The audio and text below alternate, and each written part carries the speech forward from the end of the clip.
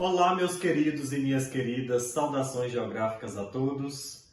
Então, vamos agora iniciar mais uma aula de mais um bloco de conteúdos, né? Nós estudamos já um capítulo falando sobre o meio ambiente global.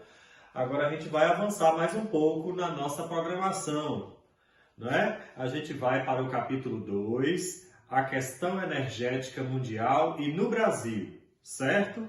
Então, neste capítulo, a gente vai falar um pouquinho sobre a produção energética no mundo e no Brasil. E a gente vai perceber aí durante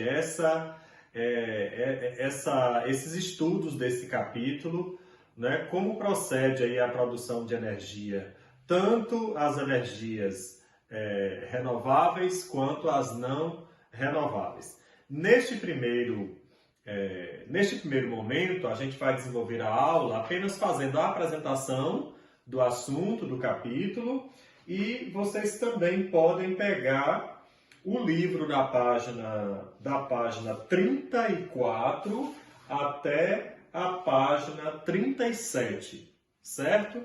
Então a aula pode ser acompanhada aí nessas páginas do livro de geografia de vocês. Vamos acompanhar aqui nos slides? Pronto, então vamos começar aí, né?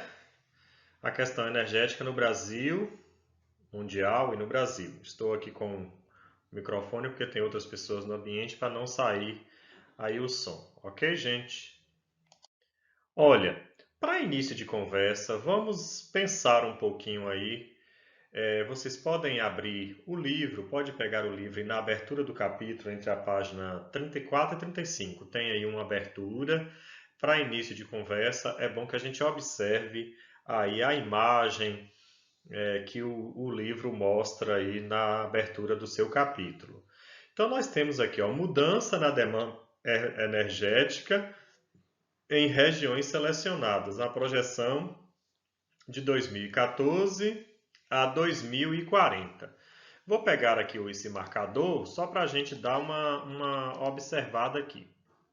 Então, se a gente observa, está fazendo uma pergunta aí para a gente explorar esse gráfico. De acordo com as projeções do gráfico da Agência Internacional de Energia, em quais países ou regiões do mundo a demanda por energia deve diminuir nas próximas décadas e quais as que devem aumentar? Se a gente observar, ó, essas três regiões aqui do mapa, ó, que eu vou fazer um quadro aqui, ó, União Europeia, Estados Unidos e Japão, está diminuindo, porque as barrinhas elas estão posicionando para trás, para baixo, né?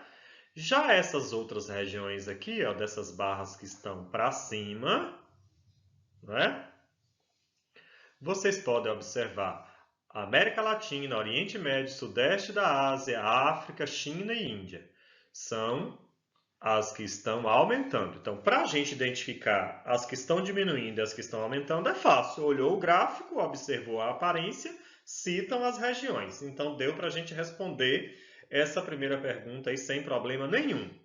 A segunda pergunta está pedindo para a gente apresentar pelo menos duas razões pelos quais houve o aumento, um grande aumento da produção energética, a projeção aí, tanto para a China quanto para a Índia. Por que esses dois países há uma projeção aí de um aumento exorbitante de energia? Então vamos lá? Como eu falei para vocês, a primeira pergunta, as regiões que devem diminuir é a União Europeia, os Estados Unidos e o Japão. As que devem aumentar, América Latina, Oriente Médio, Sudeste da Ásia e África. Por que isso, gente? Porque o Japão e a União Europeia os Estados Unidos devem aumentar, deve diminuir a sua demanda energética? O que deve a isso? Nós podemos observar que eles já passaram por essa onda de crescimento econômico, estabilizou aí de certa forma, já desenvolveu o máximo que poderia o seu parque industrial, suas cidades, não é? E agora quem deve aumentar são esses países dessas regiões aí que estão em desenvolvimento econômico, né? Em desenvolvimento. Deixa eu colocar aqui esse fio para trás, porque ele está me atrapalhando aqui, viu, gente? Vamos lá. Vamos ver a segunda pergunta. Apresente pelo menos duas razões para o aumento da demanda energética na China e na Índia. O que deve esse aumento da energia da China e da Índia? Se deve ao crescimento econômico e industrial desses países nas últimas décadas e nas próximas, a projeção é que nas próximas também continue crescendo a região em uma região emergente, de países emergentes, e também o grande contingente populacional que existe nessa região. São os países mais populosos do mundo, né? A China e a Índia. Continuando esse primeiro momento de reflexão aí da nossa aula, observando essa paisagem, essa imagem dessa linda floresta, vocês podem me responder. O que você vê na imagem que tem a ver com a fonte de energia, com a produção de energia? O que tem a ver? A gente pode pensar um pouco e descobrir que a água é uma fonte de energia que está aí, né? A floresta, que tem árvores, animais, a troca de energia e há também produção de energia por meio desses elementos. O sol, que está aí na claridade, que a gente não vê, mas a gente está vendo a claridade que é durante o dia, tem o sol. O ar, o solo, são vários recursos aí que estão aí nesse ambiente e que serve para a troca, a produção e geração de energia neste ambiente, né? E que o homem está utilizando esses recursos aí constantemente para a produção de energia e satisfazendo as necessidades da indústria, da economia. Outra imagem que nos faz refletir sobre a questão da produção energética no mundo. Imagine o que está sendo representado neste mapa. Nós podemos ver que esse mapa ele é um planisfério, não está dividido aí entre países e regiões, não é um planisfério político, mas a gente pode criar uma temática aqui para esse planisfério. Olha, observando essas regiões claras aqui, ó, bastante claras, iluminadas, o que está sendo representado? De lá de cima, a imagem de satélite, ela está captando aí luzes das cidades, das regiões urbanizadas, mais urbanizadas do planeta. Então, isso está relacionado à questão da energia. Então, os países que mais gastam e que mais geram energia são os países que estão localizados nessas grandes regiões aí.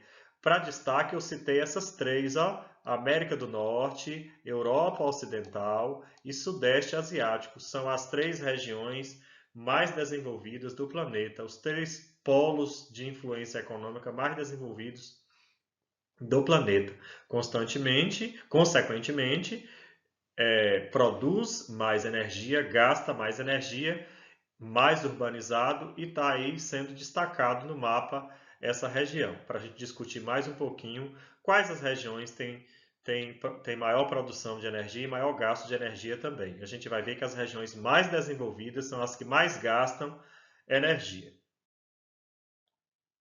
Vamos falar um pouquinho sobre a produção e o consumo de energia.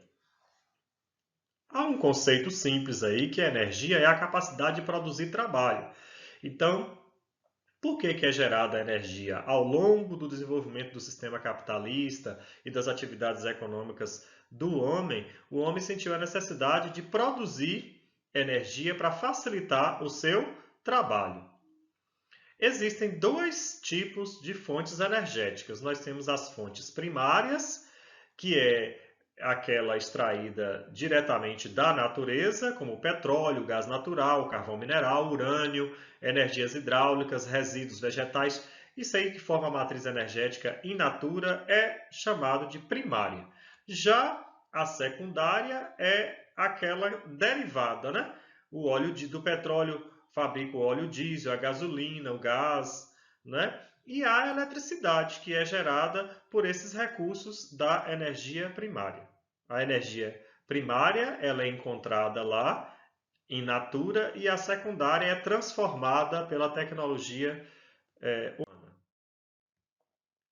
Até o século XVIII, a evolução e aprimoramento das técnicas de geração de energia foram bastante lentas.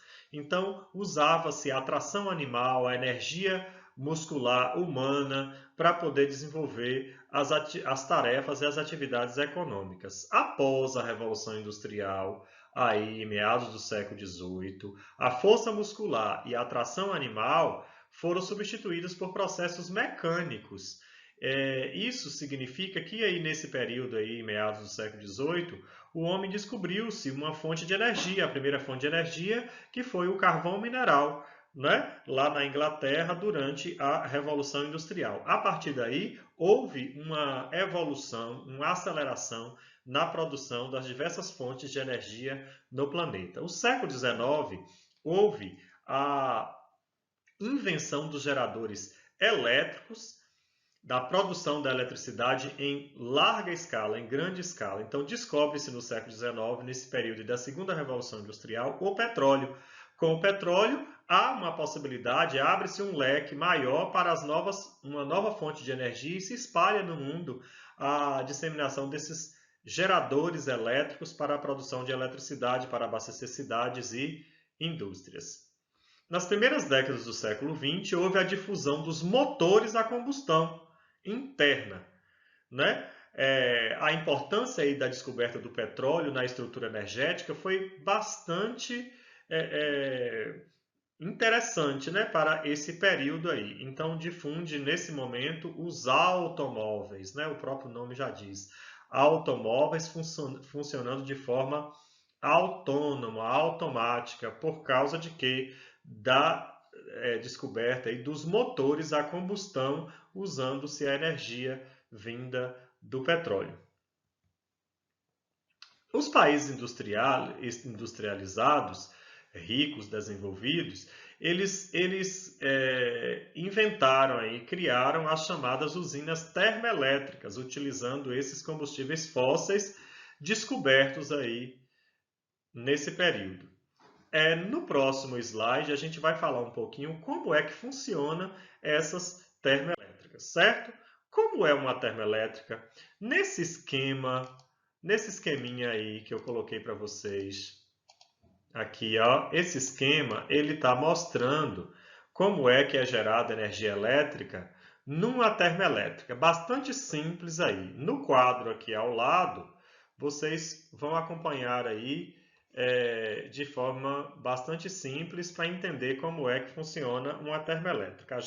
A termoelétrica é energia gerada a partir do calor liberado da queima de combustíveis. Esses combustíveis podem ser combustíveis fósseis ou não, né? Porque a gente pode ter resíduos sólidos aí que gera energia e que utiliza-se esse esquema aí da produção termoelétrica, mas a maioria é de combustíveis fósseis, sim.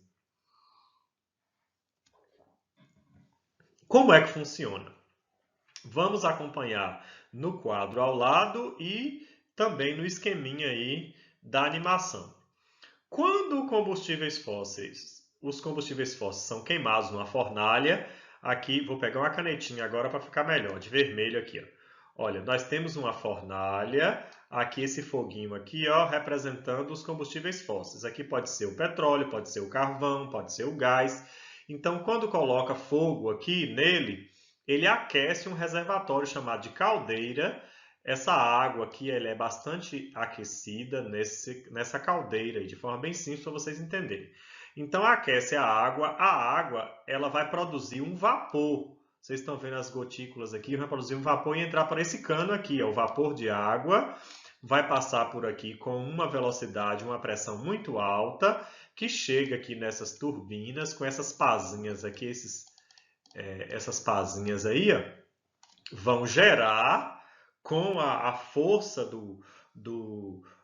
da água, vai gerar essas pazinhas aqui na turbina, vai gerar a turbina.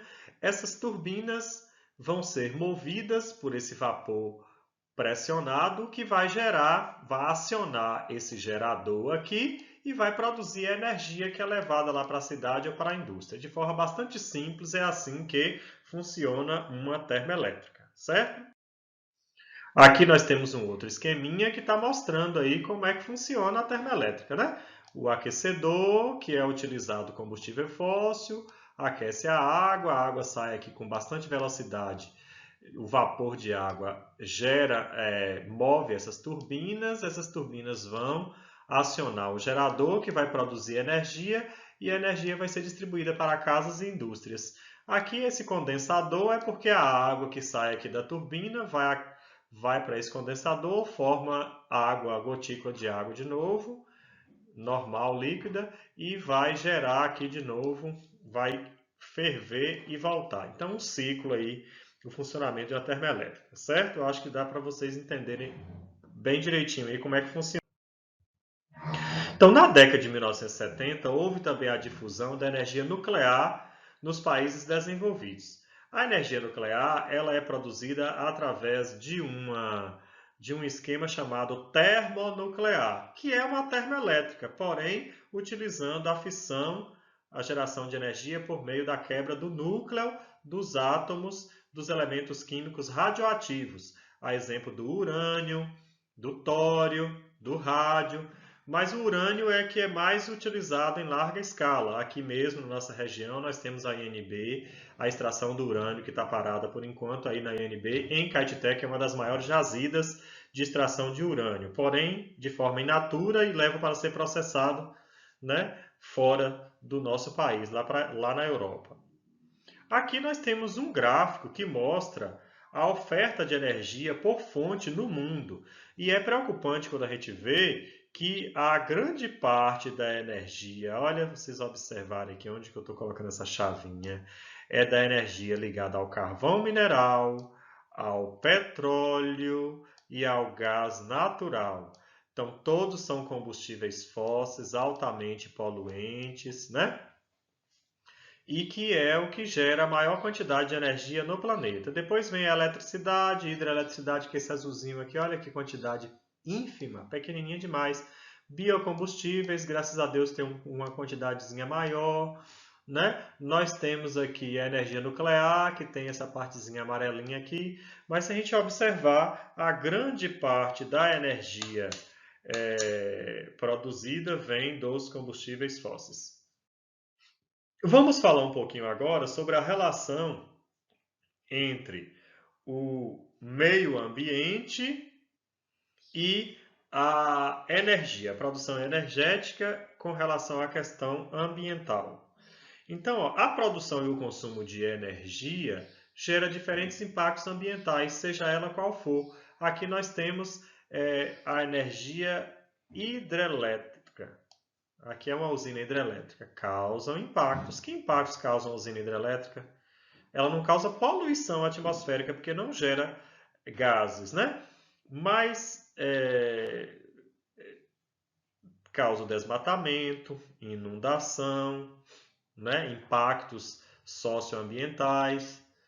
Então, e outra, né? Toda fonte de energia produz um certo impacto ambiental, alguns menos, outros mais, né? No início do século XXI, os Estados Unidos e a Europa, eles foram responsáveis pela metade do consumo de energia no século.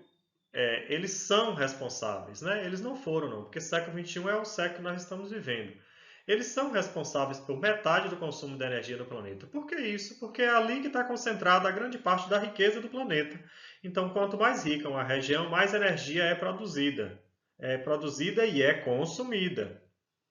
Já a China, a Índia e o Brasil, eles aumentaram o seu consumo de energia, mas ainda não é suficiente essa energia que é desenvolvida nesses países para alavancar a economia. Então há necessidade de muito mais investimentos na produção de energia, tanto no Brasil, quanto na Índia, quanto na China.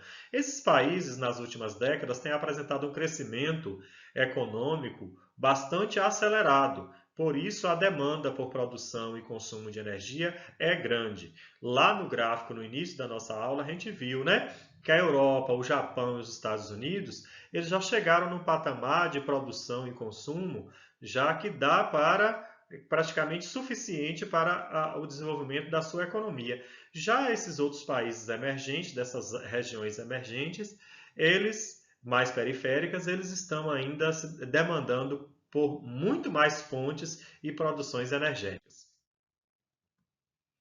Segundo a ONU, em 2013, a eletricidade não estava acessível a 1,3 bilhão de pessoas no mundo. Sabemos que existem regiões periféricas do planeta que muita gente ainda está excluída do processo de utilização da energia elétrica. A exemplo, nós temos a África subsaariana, que é uma região mais pobre da África, que 600 milhões de pessoas não possuem energia elétrica ainda. Suas casas elas são iluminadas por lamparinas, né, fogueiras, cozinham através da lenha. Então, assim, bastante ainda incipiente, rudimentar a utilização de energia por esses países pobres. A queima do petróleo, do carvão e do gás natural vão provocar gases poluentes, altamente poluentes, geradores do efeito estufa no planeta. Então a gente pode perceber que naquele gráfico anterior a gente vê que a grande quantidade de energia produzida no planeta ainda é advinda dessas fontes. A busca por alternativas energéticas e padrões de consumo sustentáveis é constante. Muitos estudiosos, especialistas, ambientalistas já descobriram muitas novas fontes de energia alternativas, como a energia eólica, a energia solar, a energia geotérmica, os biocombustíveis, da biomassa. São energias alternativas que a gente vai ver aí logo à frente nas próximas aulas, que a gente vai estar trabalhando sobre essas fontes alternativas de energia que tem descoberto, né? O planeta tem descoberto, as autoridades têm descoberto essas fontes energéticas aí para solucionar o problema ambiental e do impacto causado pela geração de energia no planeta. Olha, vamos agora para a pesquisa, né? Vamos pesquisar um pouco, não é isso?